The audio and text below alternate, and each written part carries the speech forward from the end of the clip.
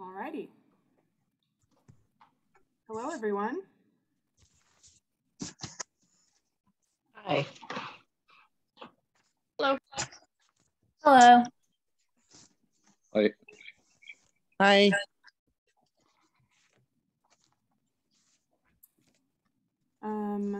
I think before we start, I'll just go ahead and introduce Elena, or maybe she'll introduce herself. But if, for those of you who've not met her yet, she's the new Community Development Coordinator. Hi. I've been here about a month now, so. Welcome. Welcome, welcome. Thank you.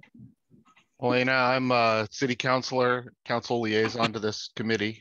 Just want to personally welcome you to the city staff and look forward to working with you in the future. Thank you. And I think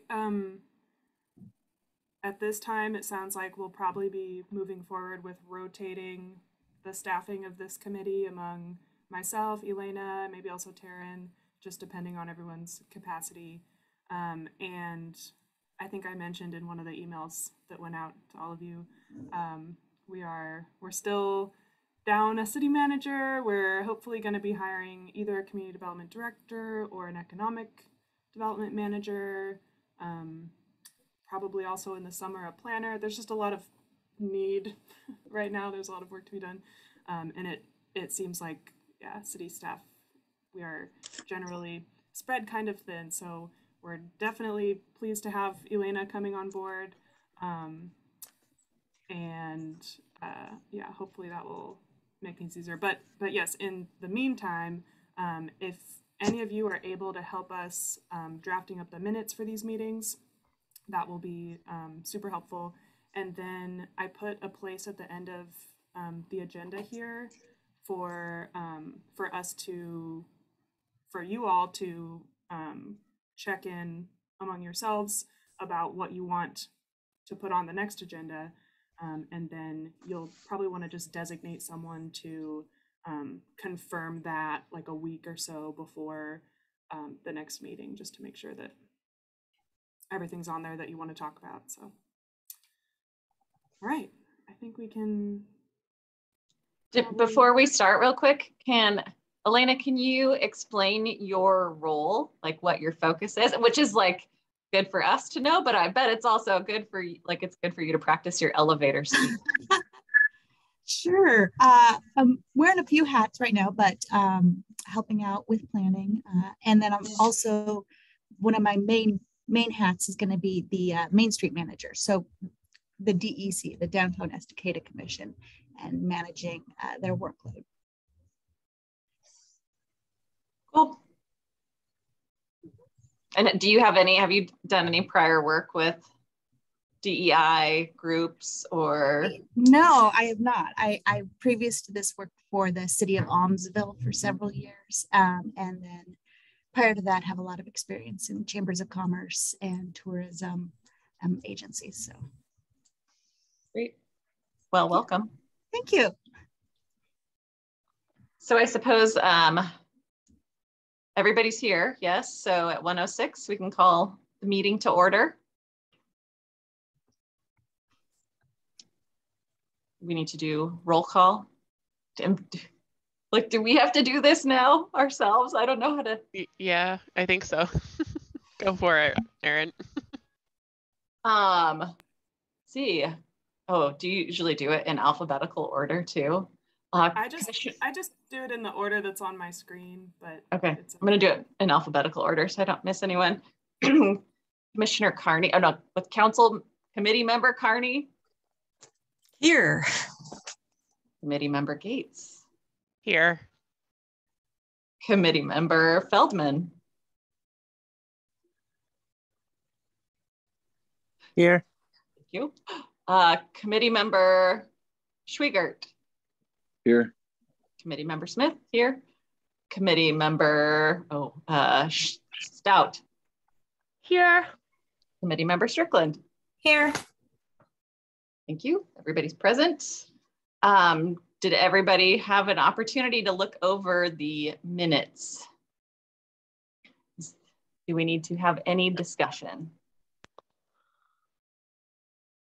All right, can I get a motion on the floor to approve the minutes if there is no discussion to be had?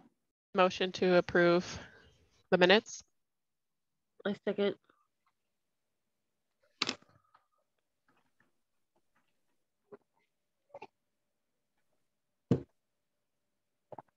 Okay, I'm trying to take notes at the same time. Bear with me.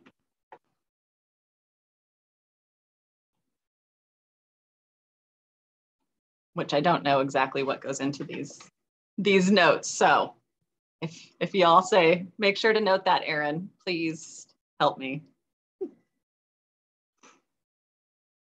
All right. Where's our agenda? I just had it up. I have it here if you need it. Thank you. So Keep us moving. yeah, so we did the call to order, roll call, consent agenda, approval of meeting minutes of our last meeting. And currently we're on citizen comments, Arts Commission correspondence. You do need to vote to approve the minutes. Oh, thank you. Oh, Yeah. yes. Apparently I can't do 6 things at one time. So I'm gonna need all your help. All right, so all those in favor of approving the minutes as they stand, please say aye. Aye. Aye. Aye. Yes. Do we have any opposed? Motion passes. Thank you, group effort.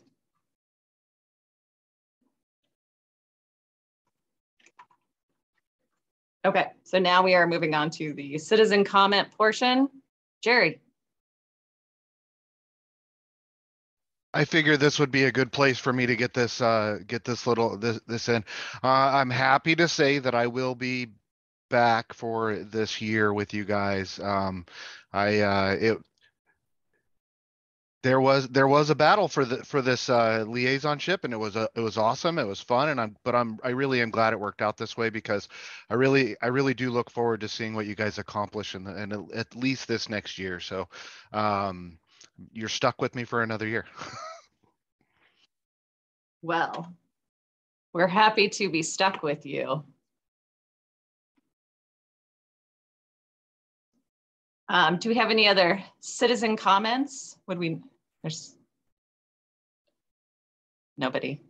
Okay, so now we need to discuss the Arts Commission.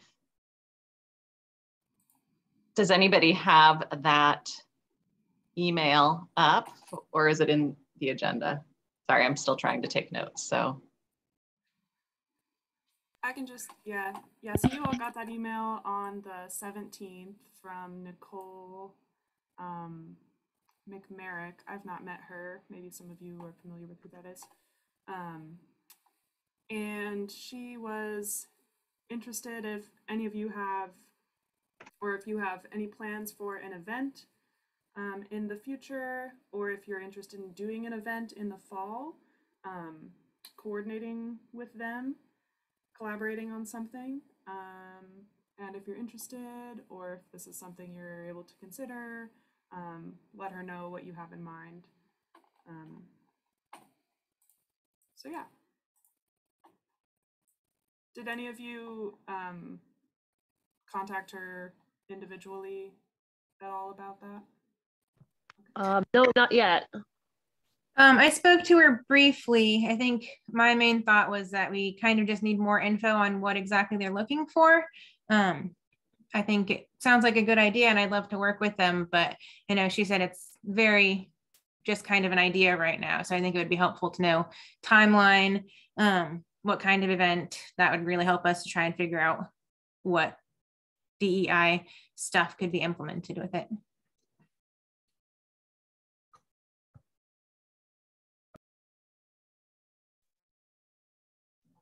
Jerry, you're not the liaison to the Arts Commission as well? I am. Our meeting is actually tomorrow for the Arts Commission, but I'm not sure what they're after. But yeah, I am again for the 4th year the Arts Commission liaison. Okay, so does anybody have any thoughts about this? In her email, she mentions some sort of multicultural event. I know like during the summer, well, she mentioned the fall, but like during the summer, we have the summer celebration. Maybe we can add a community multicultural event, and we can maybe connect with our community to see if anybody is interested in collaborating with developing something like that.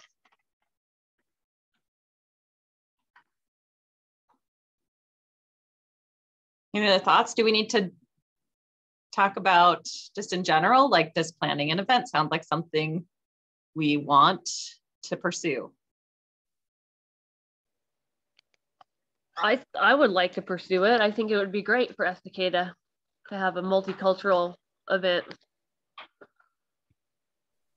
And I think it would count as like community outreach as well. We're bringing in and introducing our fellow community members to each other and broadening that interaction maybe a little bit more.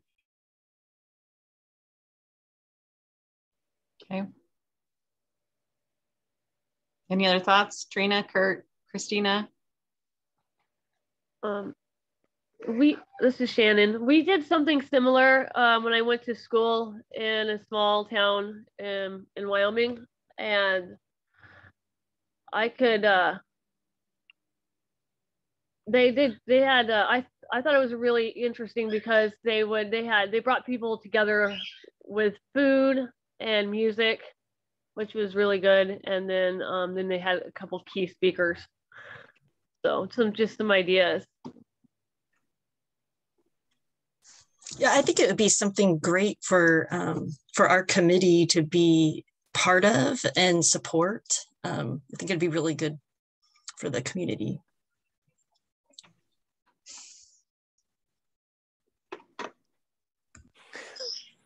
I could see us doing something like at the summer celebration, doing some kind of booth that shows the different ethnic groups around here and whatever, something like that.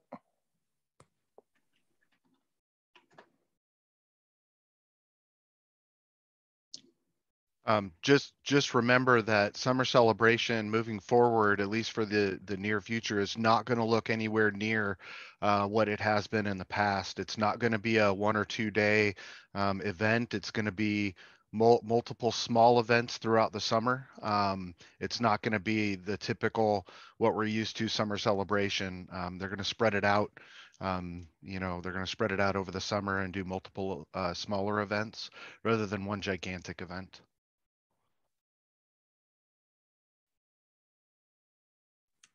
That's too bad. I like the 1 day event. At least they should have the 1 day event too, and other stuff. It's they're having a problem getting people, because in order to do that event, it has its own separate board. It has its own separate its own separate planning board, and everybody that has been involved with that in the past they've all stepped down. They've moved away from that event, and they're really having an issue getting people to buy in, getting people that are going to be gung-ho and follow through. And none of the commissioners can take on that big event themselves. So they're all taking on small pieces of that and doing it over, over the summer rather than one big time.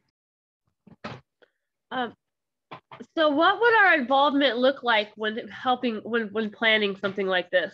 What would be what would we do? Well, I don't think this is specifically around summer celebration, is it? That Nicole's discussion was just about planning an event in general. And then Trina brought up the idea of partnering for something at summer celebration. So 2 different things, I think. Yeah.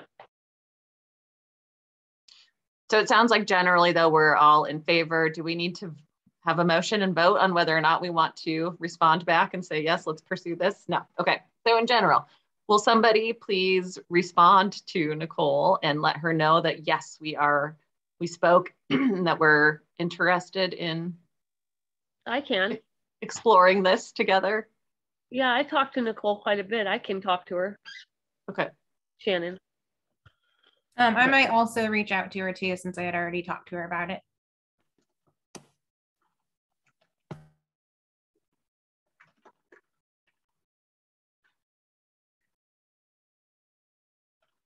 Oh my God. How do people take notes at meetings and participate? My brain is moving in two different directions. Do we get a recorded version of the session? Because it might be easier to the notes afterwards. Yeah, I was just gonna say, the recording will be available. It's usually done rendering or whatever within like a half hour or shorter after the meeting's over. So I can stop doing this. Yeah. If that works better. Okay. Well, I'll just minimize it. I'll come back to it after the meeting. I was also curious, kind of going off of that. I know with the mask mandate dropping and the state of emergency dropping and everything, are we still going to have the Zoom session available and like the recordings available throughout forever pretty much, or is that going to end at some point too? Well, I certainly can't speak to forever, but we can absolutely do hybrid meetings like we've done in the past in the council chambers. So the Zoom recording of that will be, that will be recorded on Zoom. You can participate via Zoom if you aren't able to attend in person or not wanting to attend in person. So I haven't gotten any, direction or information that we'll be stopping doing that. So as long as that works for everybody, we'll be planning to do hybrid meetings in the council chambers moving forward.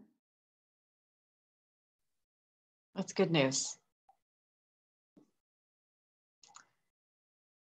All right. So have any citizens shown up in the waiting room since we started this portion?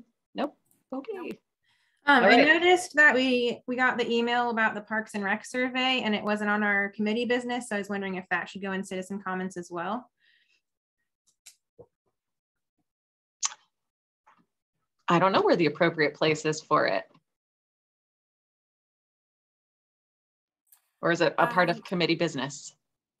Yes, because we're being officially asked as the DEI to provide feedback. Got it. Okay, so we'll move that into our committee business, which I think we're heading into right now. Do y'all want to talk about that first since it's not on there? Sure. Yeah. Okay. All right, so did everybody receive that example of the survey? Yes, I did.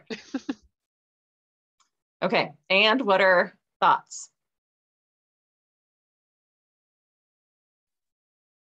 Are they looking just to make sure that it's inclusive and open to everybody in our community? Or the only thing that really came to mind was make sure we have at least maybe some Spanish forms at minimum. One thing that came to mind when I was looking at it is something in the lines of ADA accessibility. As the format of the survey itself, or including ADA accessibility as? Yeah, I might have been jumping ahead on their actual planning, but what was, I guess I zeroed in on like, basketball half court, picnic shelter with a picnic table, all those things. And I thought, oh, I wonder if anyone's thinking, trails, like, are we thinking about ADA? That's. So last year I was the liaison to Parks and Rec also. I am not this year. I did take that off my plate.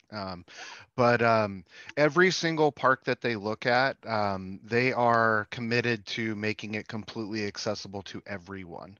Every one of those commissioners is they're the right words for it, but they're committed to making all parks accessible to everyone. Not they don't want to leave anybody out. So Okay, well that's good planning. I'm sure in our reply to them, we can also just emphasize, we hope that this park will be ADA accessible or whatever, kind of at the end or whatever. We look forward to seeing this park and hope that it'll be accessible to everyone. Just to, even if they're already going to do it, we can also encourage them to. Yeah. So I'm sort of like getting the feeling that this is another committee's way of sort of fumbling their way around, like, how do we include the DEI in the work we're doing, which sort of just like helps me see there might be a little bit of a gap or an opportunity for us to really introduce ourselves to the other committees. And I know we've talked about participating and rotating through the different committees in town, but I think it would be really good if we said, like, here's what we can do, or here's, you know, reach out to each of the committees and offer that, because they might be sort of figuring out, like, how do we work with this new group? So just something to maybe add to our goals for this year. So is this what the survey would look like, or is this just a mock-up? Does anybody know?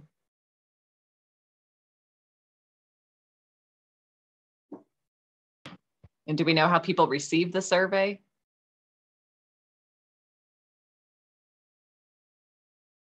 That was one of my questions, because it said that it was going to be sent out to the HOAs or something, and I wasn't sure if it was a city park, which feels like it should get input from more than just the local HOAs, if that is the case. And also, I don't know if it's going to be accessible online, if it's going to be mailed. Those are all questions I had as well. Yeah, and I know if it is online, with screen readers sometimes having graphics is challenging.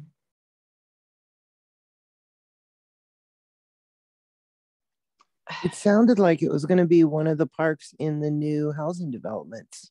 That's what I thought when they said HOA. Well, it says our plans are being made to improve this neighborhood park. So I think it's an existing park that's probably come up in the annual cycle for improvements, I'm guessing. None of us really know, but maybe we should have invited one of them to come and I actually live in that neighborhood, so I believe it's the park that's in the middle of development at the end of Gardner. There's this empty lot. It used to be, sorry, my daughter is in the background. It used to be like a muddy lot, and then they put grass over it. Now it's just an open grass space. And I think they're trying to develop a park space on that, but I could be wrong. But right next to it is this like wooded land area where you could create trails and expand, I imagine. Okay, so maybe Trina, you're right. Maybe it is a new park.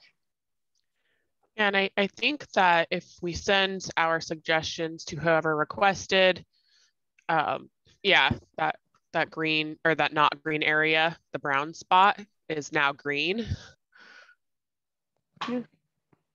But if we send our suggestions to the HOA, I believe they would send it out probably through mail to all the houses in that specific neighborhood.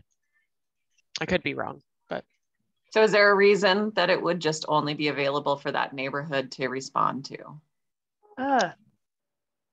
The reason is it's an HOA park, not a city-run park. The HOA is going to pay for, maintaining it, I believe, and so I mean it's not a city park. It is a neighborhood park, so that's why it would be up to that HOA neighborhood, that area, to decide what goes in it and all that fun stuff. Okay. That makes sense. Do you know how the Parks and Rec Commission got involved in this process? I believe they're involved in some aspect, design and everything on just about every park in the city. So, do you know maybe Jerry, that where that park is, that gravel road that goes down, is that the city that maintains that, or? No. Are you supposed to be in school? Shannon, you're not muted. Oh, sorry guys. Okay.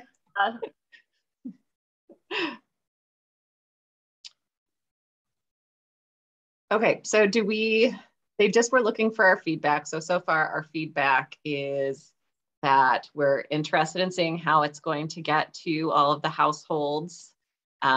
If this is the final survey, that they just consider, if it's going to come electronic and paper, or is it just one or the other or both?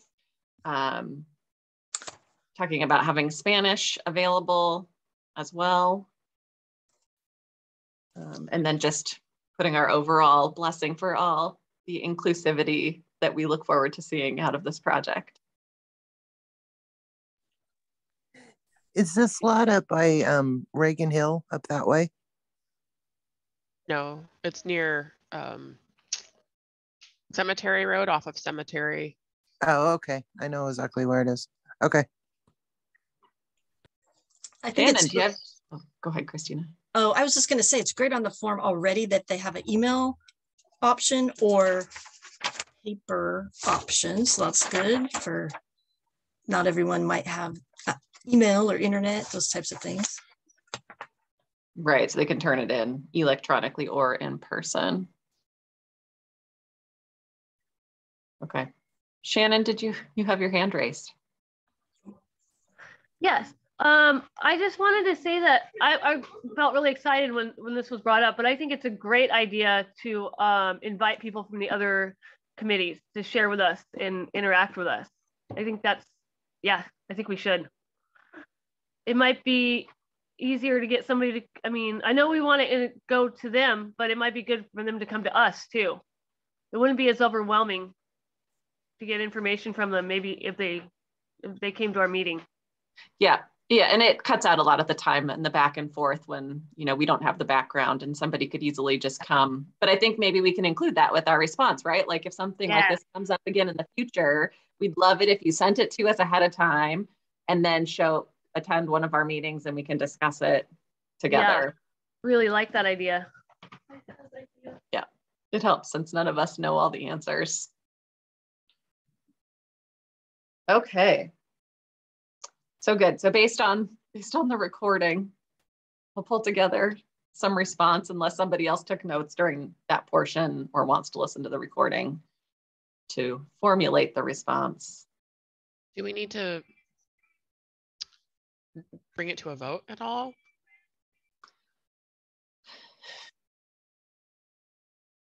Doesn't seem like it. I don't believe so. I think you have consensus that you agree on it. I think whoever's going to get back in touch with Parks and Rec, they should have something, on paper to give back to them, saying, these are the things that we want, that we'd like to see. We'd like to see it in Spanish. We'd like to see it available in multi, available. Modalities. Yeah, and then the ADA, your request to make sure that it's ADA accessible. It's a completely accessible to everyone. Those requests, just something in writing saying, your survey's good. These are just the things that we'd like to see when you move forward. I think it's a good coaching, kind of like coaching from the DEI perspective that we can give back to people. Say, these are some of the questions that we had that, we hope you'll consider. And just like what you guys are going to be asking of them, I recommend that you not just send it to them, but then you also show up, if you have the ability to show up at their meeting, either via Zoom or in person, and make your presentation that way, along with sending it to them ahead of time. But yeah, communication is key. Everybody needs to communicate. So. Shannon, is your hand still raised again or just leftover raised? No, I just forgot about it. Okay, leftover. I had a quick question about what Jerry just said, and also us talking about like inviting people. So I know like in the city council meetings, people from groups will show up and it's kind of its own separate portion of them presenting or something. Would, for our informal talks or whatever, would it just be like if we invited Nicole for the Arts Commission thing, would she just come during citizen comments and we talk to her then, or does it need to be a separate thing? Good question.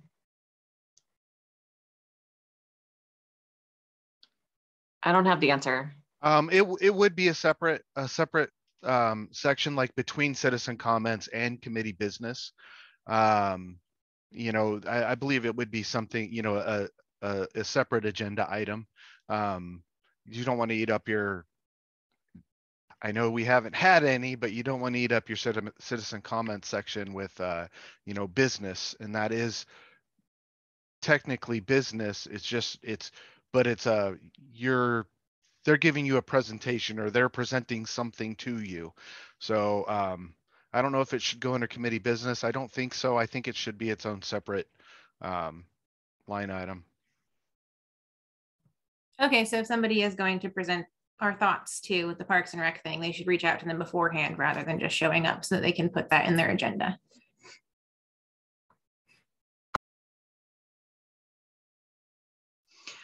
All right, so we will go on to the first item on committee business, which is now the second. Committee, commission, board code changes. So we received that information ahead of time also. For me, it was like hard to look at and look at it apart from the discussion that happened, because I believe this part of a workshop or a special part of one of the city council meetings when they were discussing authority for the different committees. So is there context for these changes? So I can give you as much context as I have, which is I think that conversation among the council prompted Denise to do a little digging into how other cities organize their code and, you know, definitions and establishments of their committees. And so she looked at a few other places, and I think the city of Milwaukee was the one that kind of had a structure that made the most sense. And so she pulled from that a little bit, but basically it sounded like, and I hope I write about this, I haven't gotten to look at this in super detail, but it sounded like the intention was to define all of the advisory boards in a way, which as far as I know, all of our boards are advisory except for the planning commission and the budget city council. Oh, okay. Yeah, there's something different about the budget committee too, but I'm not positive. But and the planning commission is sometimes advisory. It depends on whether they're making a decision or forwarding a recommendation. But anyway, so it didn't really make sense for our code to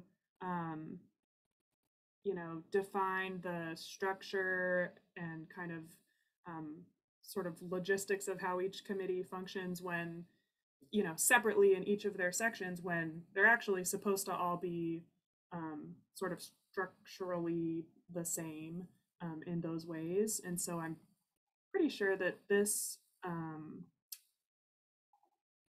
these amendments are doing that. So they're taking, yeah, like, let's see. Sorry, I wish I had gotten to look at this more closely.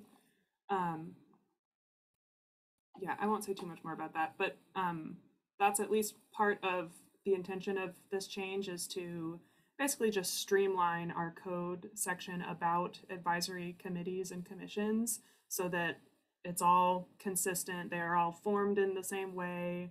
And then any differences between them would be described in their particular section. But there would also be the just sort of more general section about how committees are formed and function. Does that make sense? Mm-hmm. All right, well, let's just open it up for discussion. Did anybody have anything they wanted to chat about?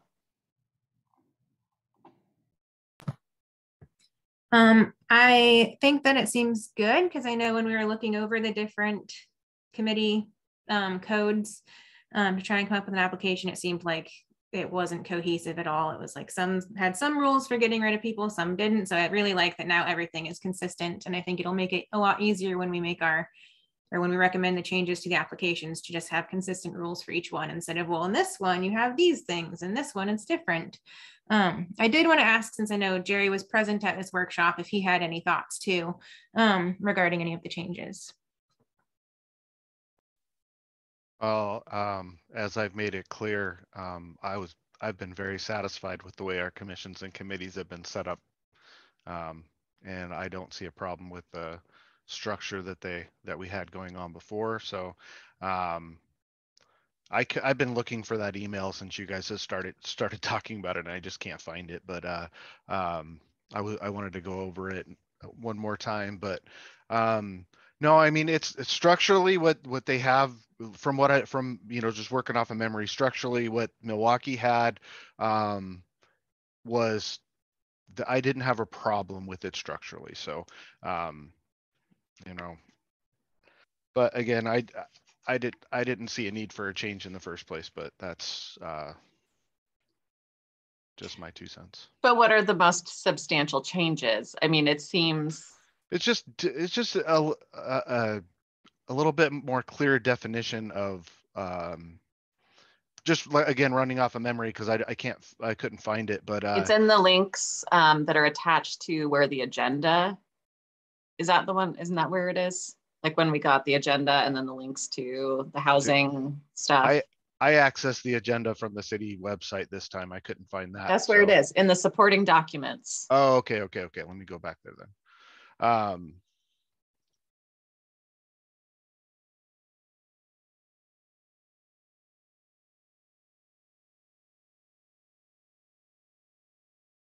It's like the third one down. So, because I wasn't sure, like on some committees, it seemed that the committee itself had more say in who the members were, and that it sort of just became blessed by the city council. But maybe that's now becoming a little bit more formal for each of them, or.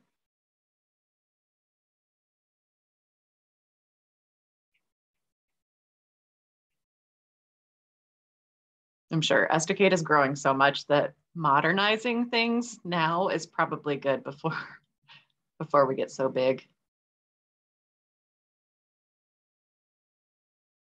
Well, I think that hold on, my video froze. So I think the biggest changes from just glancing over that real quick is the statement that no committee member can bind the city to financial and then there was another point and it just left my brain. Oh,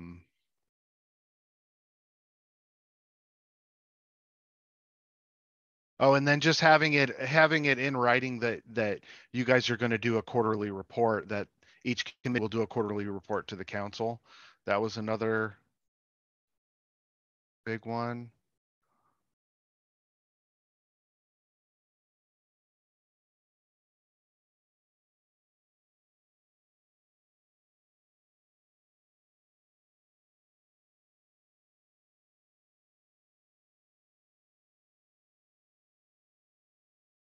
Oh, and then of course my favorite part of it was that council gets to appoint replacement or appoint the members of the commissions and committees. I think the appointed by the mayor was stricken from the yes, it was. There it is. So it's by council vote, basically. Yeah, that's moving forward. That's how it will be. Sorry, a little scatterbrained at the moment.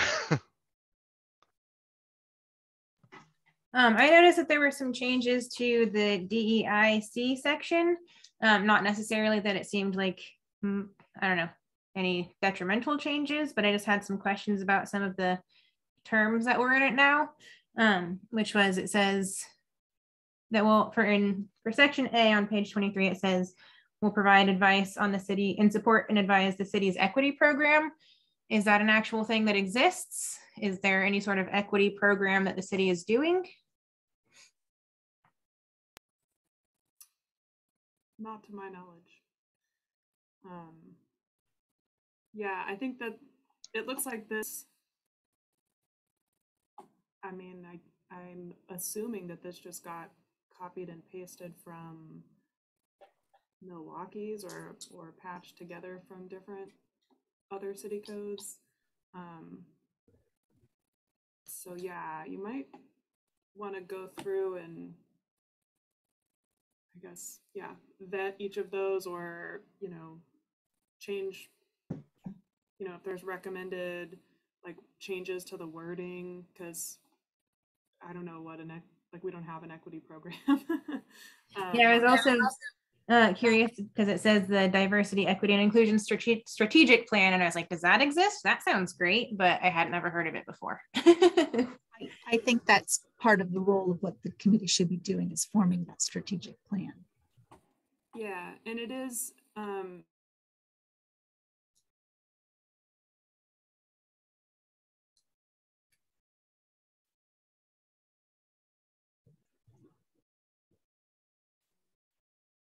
Taylor, did you freeze? I think she's frozen. It's all that stormy weather we're having today.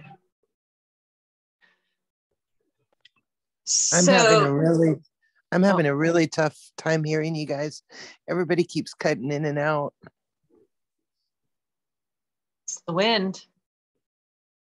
So do you all want to walk through A through F and gather any feedback? Yes, okay.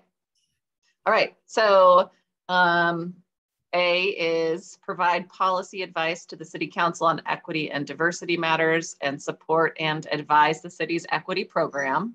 So we have questions about the last part.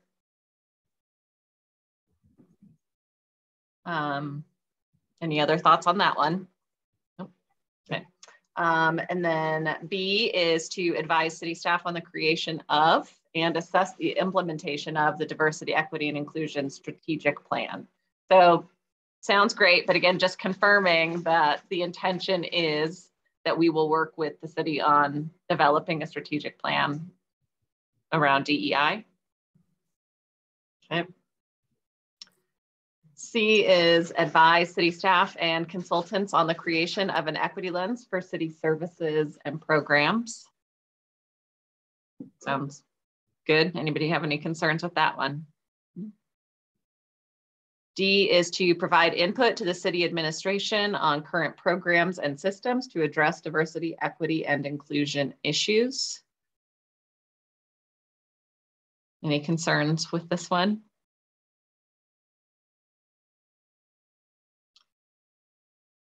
E is to recommend short and long-term strategies and practices to correct institutional inequities. I don't know, by institutional, I mean, do they mean things that the city has in place? And F is to seek regular feedback from staff, officials, and community members to inform decision-making and highlight opportunities for improvement. Examples include early budget discussions and community engagement assessments. So other than the first two that we just had some questions on, is there any other feedback that we would want to provide? Welcome back, Taylor. Thanks. Not sure what happened. Sorry about that. The one thought that I have about this list, or one thought I have, the current code section charges the committee with assisting the city on outreach. And this is just my personal opinion and preference, would be that this committee, that would be kind of an expectation or an appropriate role for this committee to play.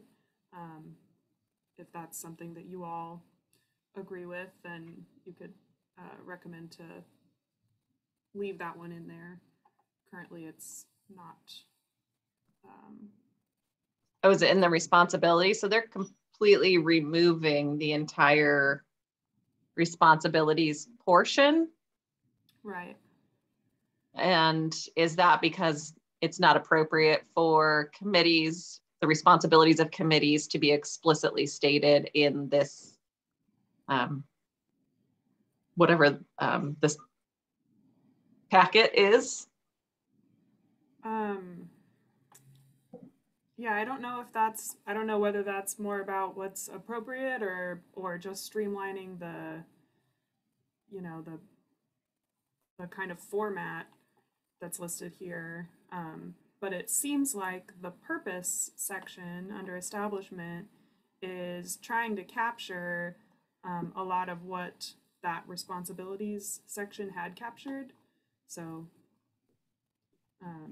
yeah, that is, like, certainly you could include assist the city with outreach, etc., under that purpose section if you wanted to.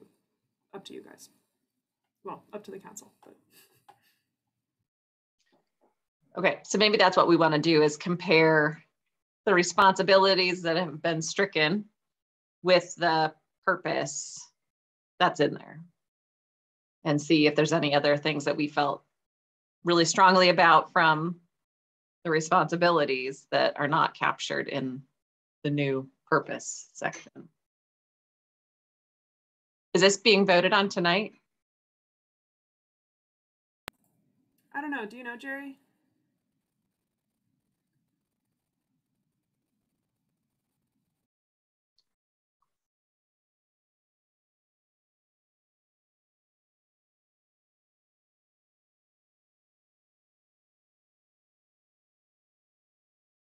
Sorry, I'm going back through the agenda.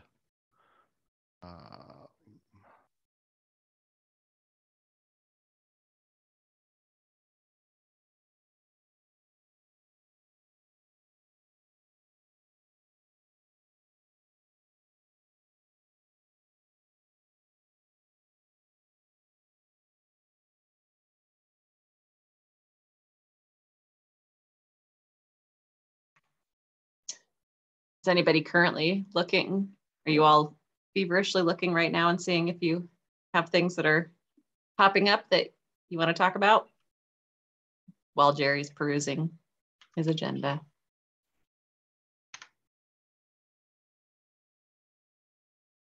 Well, I feel like the first point on our old DEIC purpose and responsibilities, so number 1, I feel like that is covered by A on the new amended ones.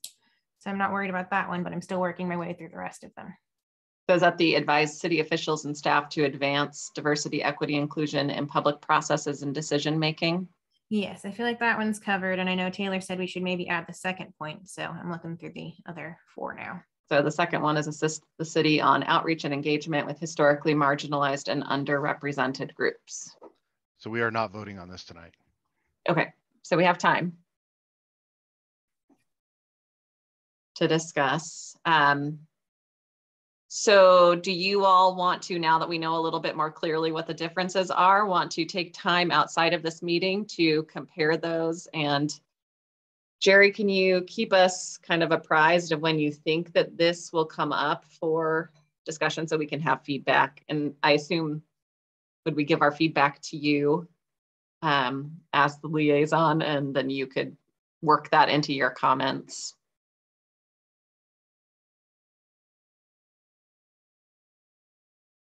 Okay, is everybody okay with that plan? Okay, and If it's not up for discussion yet by the next meeting, then we can discuss in our next meeting. Otherwise, we may have to gather feedback via email for Jerry. All right. Next item. We're okay to move on? So the housing project input and outreach assistance. So I know we had a couple of topics around this. One is if anybody had the ability to get information out about the open house. And I don't know, Taylor, if anybody responded. I go nowhere but the grocery store and home. So I would be open to putting out flyers this weekend. I just don't know how many I would need or could deliver, I guess. Yeah, we can print as many flyers as people feel like they could post or pass around. So I think I heard back from, was that you, Christina? Yeah, could pick up flyers tomorrow or Wednesday. Yeah, so if anyone is able to help out with handing out flyers, either Elena or I believe, will be in the office at City Hall every day this week except Friday. So yeah, you could just come on in and we'll print them out really quick for you, or if you want to schedule a time just to be sure that we will be available, that works too. But yeah, that'd be super helpful. We really want, I guess maybe this is just from my perspective, it seems like what we need and what I think the council will want to see is feedback from community members about their preferences related to different types of housing and the prioritization level of each of those strategies that's listed in the strategies report. Things like development code amendments, or upzoning, or rezoning, changing the allowed densities, and then other things like financial incentives for developers, so like tax abatements and stuff like that. People have different opinions about those, and it will be helpful for us to like have a more nuanced kind of idea of how the city should prioritize those strategies in the next 5 or 10 years. And I think the council's going to want to know what people in the community feel about those things. So so that'll be really helpful. As much input as we can get from the public, I think, is a good thing. So so thank you for anyone who can help get the word out. We also have Facebook posts that, I don't know if you all are on Facebook and are able to share the announcements online. I think that would be helpful too. And that open house event that's on March 9th, that is going to be both virtual and in person. We are trying to cap the attendance and not have too big of an in-person situation at City Hall. We have not gotten very many RSVPs, so so I'm not feeling any need to, pump the brakes on getting the word out quite yet, at least. So yeah, so thank you in advance to everyone who can help get the word out on that. And then the same thing goes for this committee in terms of the type of feedback that we are hoping for, and that I think will be the most helpful as we're drafting these code amendments and comp plan amendments, is what are the concerns that you all have about different housing types? And more specifically, I think something that we need to look at are the opportunities for compromise. So for example, a lot of people don't like the idea of apartments coming into their neighborhood for various reasons. Some people don't like them because they don't like the way that they look. Some people don't like them because they are concerned about traffic and parking impacts. So things like design elements or parking requirements, those are things that we can address in the code. And so that's the kind of thing that I'm talking about when I say compromise. It's like, well, we might be updating the code to allow, duplexes or apartments or whatever housing type. We might be allowing it there, and maybe you don't want that. But if it's going to go there, what are some changes we can make that would make it more palatable to you? So that's one thing that, at least from my perspective, I think will be helpful for us in developing the plan. I'm going to stop talking there and see if you guys had responses to that report, that list of strategies. I looked through some of it, and one thing I noticed that parking comes up quite a bit, and there were some broad statements about people that live in certain type of housing may be less dependent on vehicles. And while that's likely true in a lot of urban areas, it concerns me to have that sort of attitude here where we have not great public transportation. I mean, if there were places that were right on the bus line or something, I think that has to be taken into consideration. That I think we are very car heavy dependent on this area because we're not close to a lot of public transportation.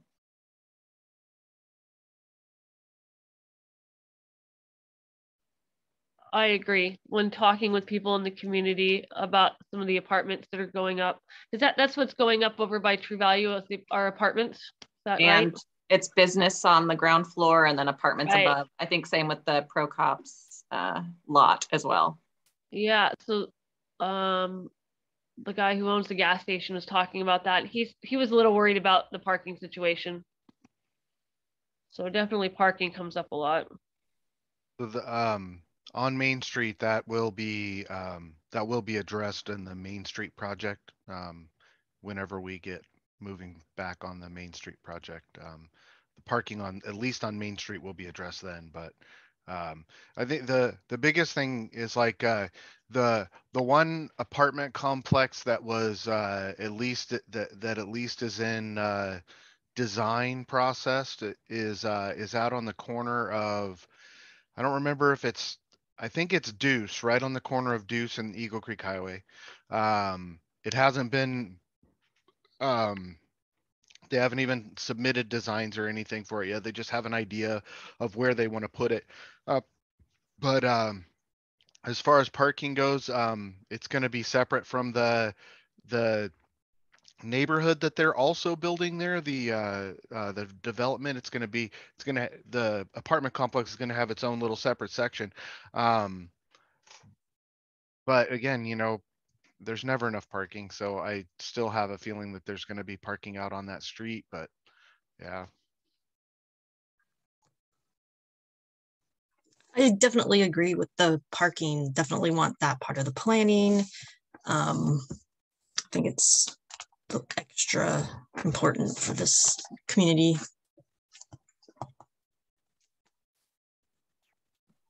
I think it is nice to have things kind of close to the transit line though, because I know like those two new little apartment things where Pro Cops was and by True Value, obviously the parking situation is limited, but you have very easy access to the bus stop. So I think that's something that's important to consider when considering zoning and stuff for apartments, is just not everyone there might have access to vehicles. So making sure that they are accessible to TriMet is important. Yeah, I found it a little bit challenging to go through and personally to determine what the priority should be, because I needed to like wrap my brain around how to look at this from a DEI perspective. So it was a little hard to go into it kind of cold and think about it like that, because I think there's some work we have to do with our brains to remember it's not about me personally, but my considering all different types of populations and how these would affect. I had thinking about like ADUs, you know, like at first it was like, well, people will just like rent them out, but maybe that's good because maybe they need the income because like all of a sudden taxes have increased and it's more difficult to pay for their homes. And then I started thinking about people who want to move family members closer to them to help with like childcare, which like childcare is impossible to find.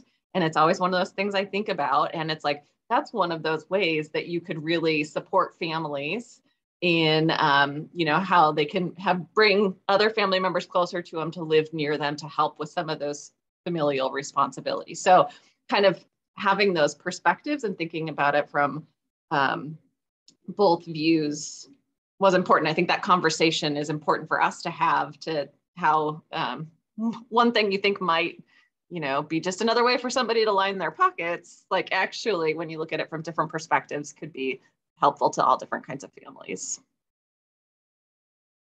So it was not on my like priority list, but then when I started thinking about it from that sense, then it was like, oh, that definitely kind of moved up my priority list.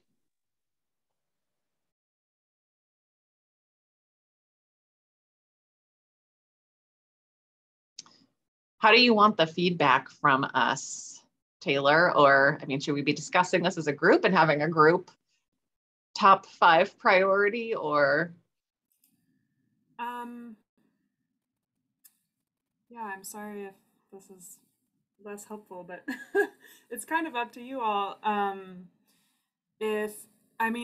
think for the project, at minimum, before it gets to its adoption hearings, which are scheduled for July, possibly August, it will be helpful for there to be an official DEIC set of comments or recommendations or whatever.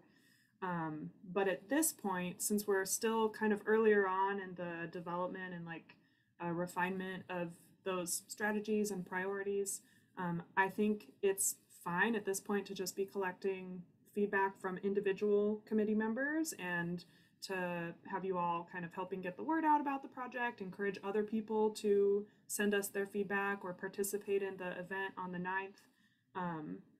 The council is having their briefing on this project and these strategies tonight at their 6 p.m. workshop. So that will help refine it a little bit more. We'll get Can we listen in on that workshop or not? Oh yeah, Okay. That's public. Since it's a workshop, it's just for them to discuss, so there won't be any public participation, but anyone is welcome to absolutely listen in. And the project consultants will be presenting a bit of, kind of unpacking the information at the beginning of that too, which I think will be helpful for kind of explaining some of the more technical parts of this. So yeah, that's tonight. That'll help. That'll provide a little bit more, nuance and development. And then the March 9th event.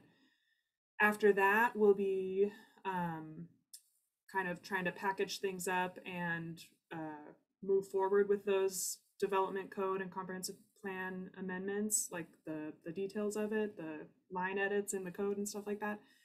So ideally, not too long after the March 9th event, the DEIC would hopefully be able to come up with some comments or recommendations that the whole group agrees upon. Erin.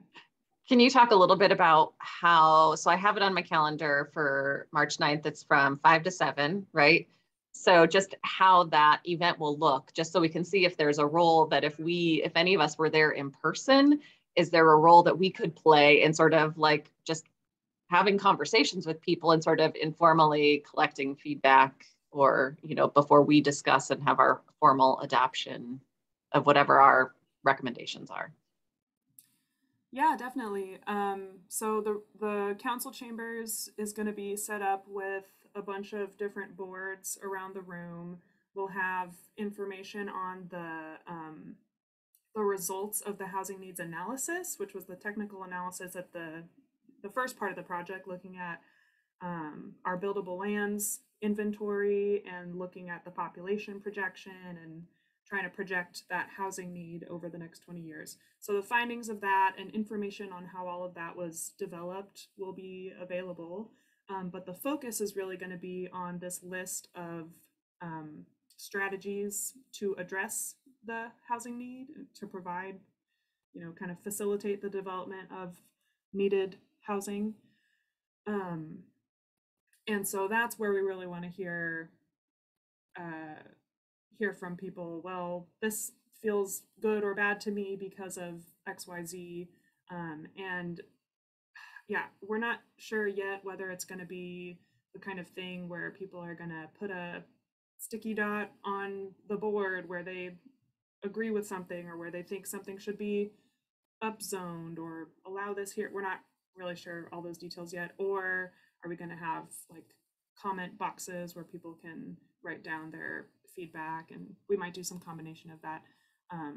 And then yes, there will be multiple different staff and some of the project consultants there. It'd be great if any committee members wanted to be there too, just going around and chatting with people about how they feel about the different aspects of the project. And then if that is something that some of you are able to join for and kind of collect feedback informally in that way, I think that's a great way for us to then hear from you as a committee, being able to say, well, we heard from people saying this and that at the meeting. And yeah, I think all of that is helpful.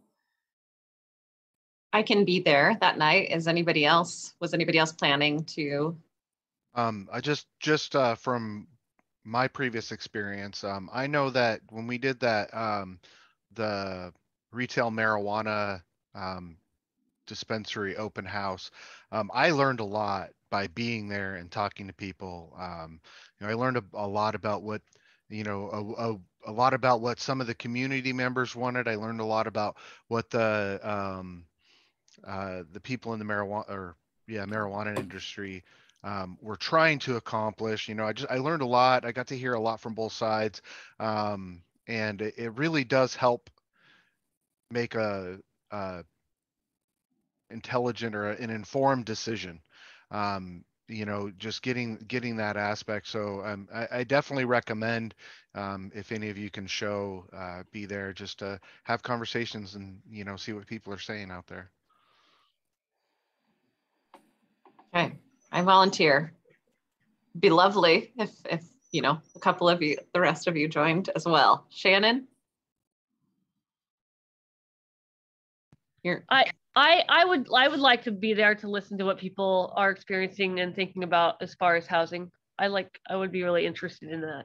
I have a question about the March 9th thing. Is it just about the placement of the new construction, or will they be answering questions about affordability? Because I know that came up a lot too when I was talking to people. Like, how affordable will these apartments be? Is that something it'll cover, or is it just going to be about the construction and where they're going to be building?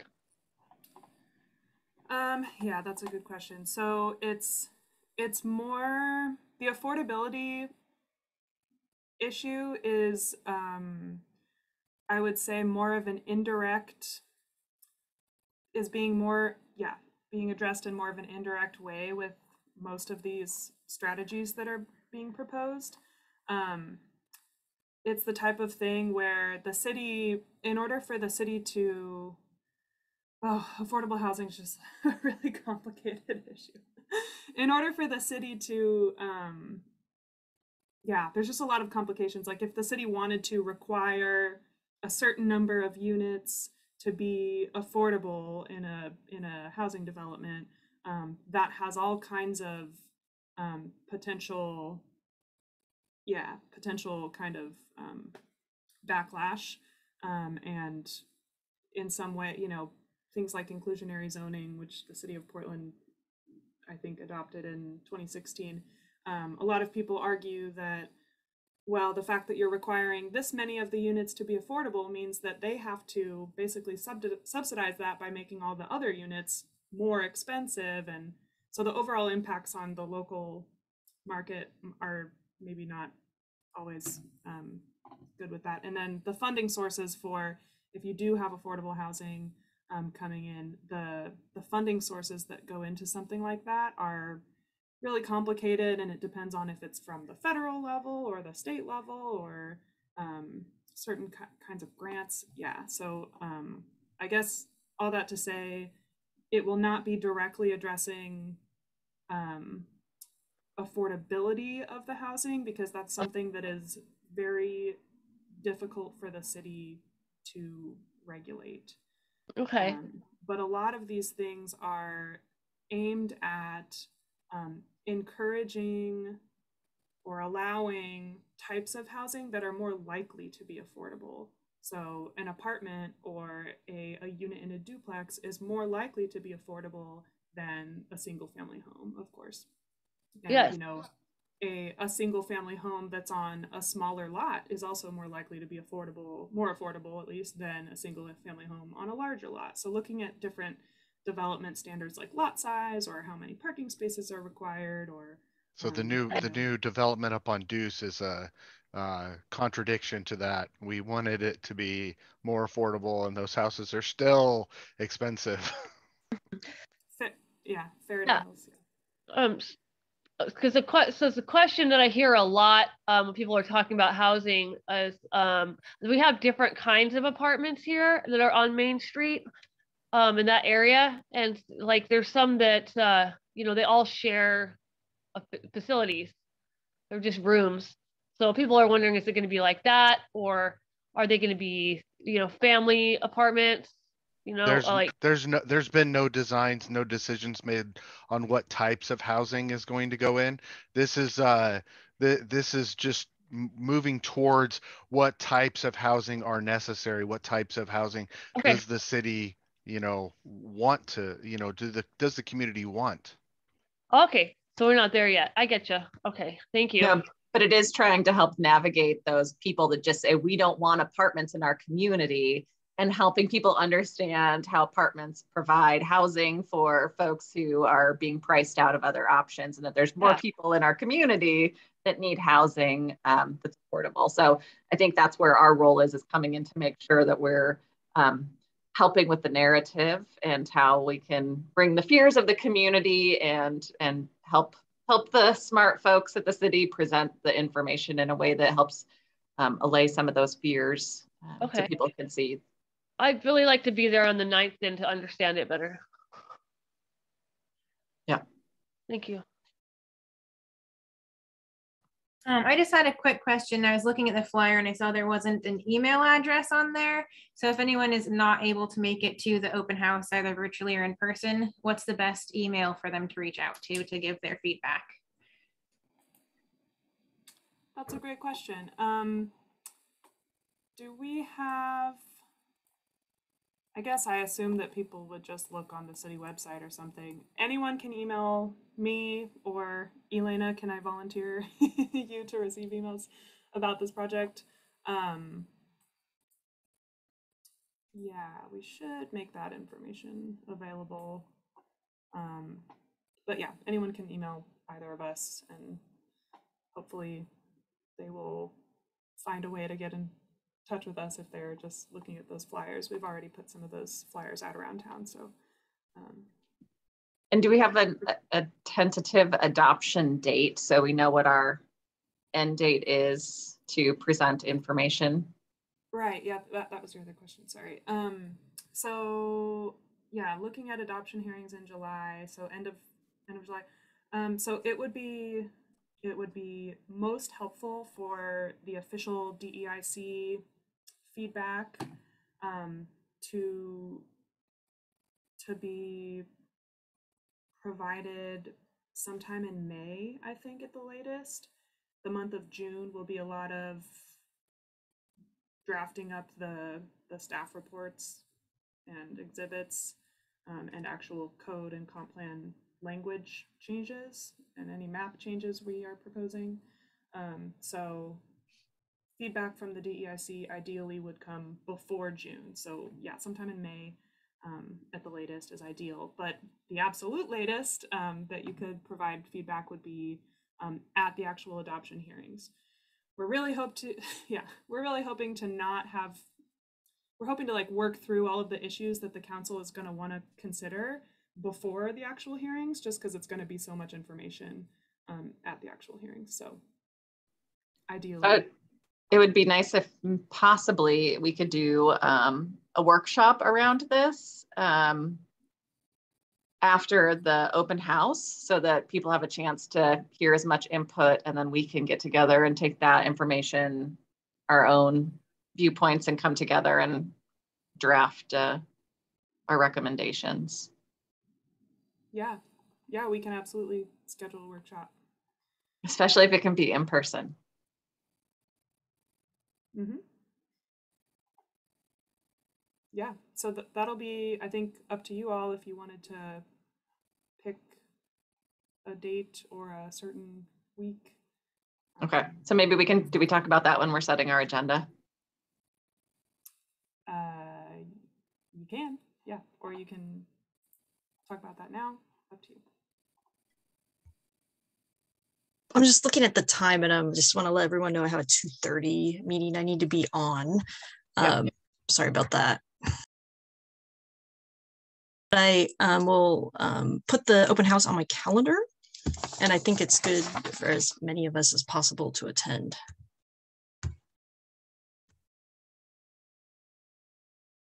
I agree. So let's talk about that in a minute. So we'll just quickly kind of touch on our other things that may just have to have more discussion later.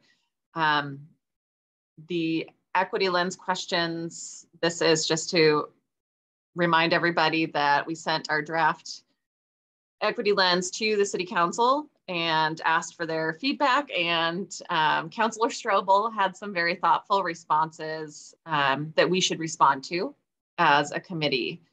And I don't know if that's something we need to workshop about, or if there's a couple people, no more than 3, who would want to work together to come up with a response outside of our meeting times. What do y'all think? I'd like to meet.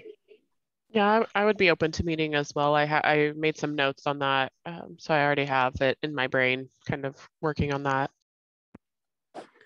What was Councilman Strobel's comments? I didn't hear those. I think everybody had them. Did everybody get them emailed at some point? I'm sure I might have received them and sent them to Taylor, and then Taylor maybe sent them out to everyone. It was a lot of clarification, like suggesting that we clarify some points in there,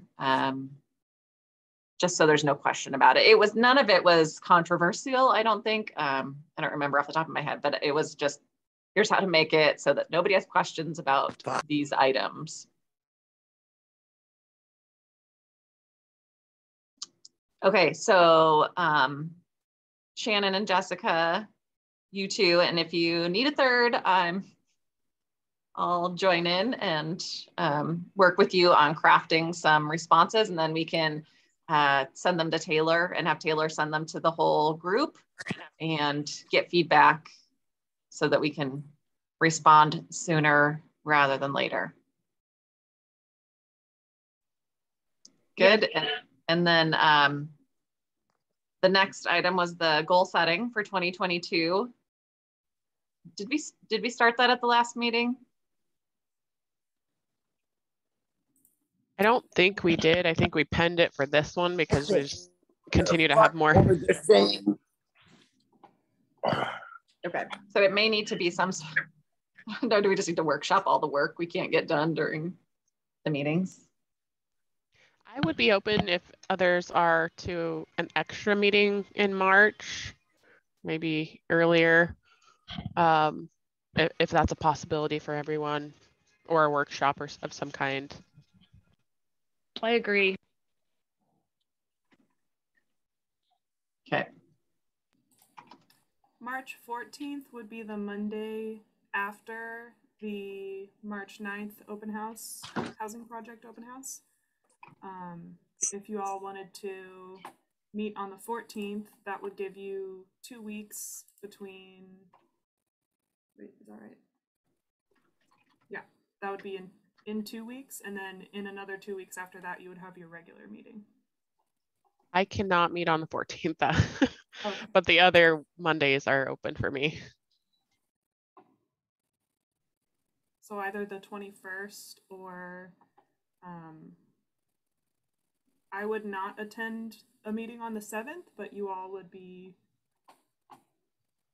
allowed to meet on the 7th if you wanted. I also could not make the 7th, so the 21st. 21st would work best for me. 21st is fine with me. 21st is good with me. Trina or Kurt? Any date, just make it in person. Because like when you were responding to my question, I couldn't hear half of what you said. It just keeps cutting out, and this Zoom is not working for me. I'm sorry. But whatever date you guys pick, just let me know and let's make it a in person, because I want to be able to hear you guys. I can meet in person if I can bring my toddler. I don't know if anybody would be okay with that, if it were a workshop, if that would be appropriate, if we can do a workshop instead of a formal meeting. Jess, I can talk to Cam about maybe coming over and hanging out with Holland while you're in the meeting, if that would work. I'll talk to you about it. I'll talk to you about it later. Okay, great. Sounds good. Yeah, I don't really see any issue with kids sometimes hanging out at City Hall, so No. Fine from my perspective. And yeah, we can do, starting in March, we can do in-person meetings, so we can plan for this one on the 21st at 1 p.m. to be in the council chambers. And then the following week, you'll have your regular meeting also in person in the council chambers. Both of those can be available. I mean, I think what we will do is we will still have the hybrid equipment running and recording. So if for any reason any of you do want to attend virtually, you can. And then it'll be recorded too. So. Okay. Okay, great. Any more citizen comments? Has anybody arrived in the queue? No. All right. So I think we have an agenda for this special meeting. We're going to focus on the housing needs analysis. We're going to talk about our equity lens response, if that hasn't already happened via email, and we're going to talk about goals for 2022. Agenda done. All right. Any last? I want to get us out of here. So we'll forego the group comments unless anybody has anything specific that they want to bring up. And I just want to say something real quick. Can I say something real quick? yes. Yeah, I want to thank Jerry for continuing to be our liaison, because he's an amazing resource, and your answers are always very knowledgeable and easy to understand. And Erin, I want to thank you for being an amazing chair, because you lead and guide the group beautifully, and you're always so organized and prepared. It helps the flow so much.